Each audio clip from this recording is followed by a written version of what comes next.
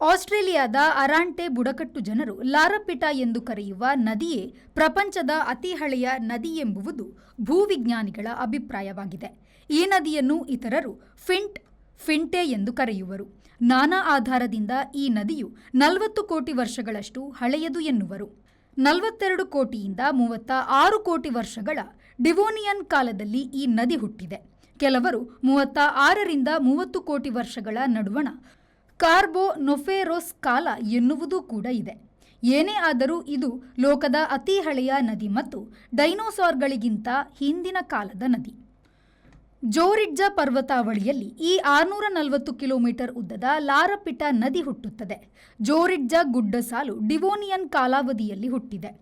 ಕಲ್ಲು ಕಡೆ, ದಡಕೋರೆ, ಗಷ್ಟು ರಾಶಿ ಹಾಕು ಈ ಎಲ್ಲ ನದಿಯ ಲಕ್ಷಣಗಳ ಮೇಲೆ ಈ ನದಿಯನ್ನು ಲೋಕದ ಅತಿ ಹಳೆಯ ನದಿಯೆಂದು ತೀರ್ಮಾನಿಸಲಾಗಿದೆ. ಆಸ್ಟ್ರೇಲಿಯಾದ ಬಡಗಣದಿಂದ ಇದು ತೆಂಕಣ ಕರಾವಳಿಗೆ ಹರಿಯುತ್ತದೆ. ನದಿಗಳು ಒಣಗಿದಾಗಲೂ ಗುರುತುಳಿಸುತ್ತವೆ. ಹರಿಯುವ ದಡದುದ್ದಕ್ಕೂ ಕೆತ್ತನೆ ಮಾಡಿ ಗುರುತುಳಿಸಿ ಹೋಗುತ್ತದೆ. Bureau report, V4 news, ಜೋರಿಡ್ಜ.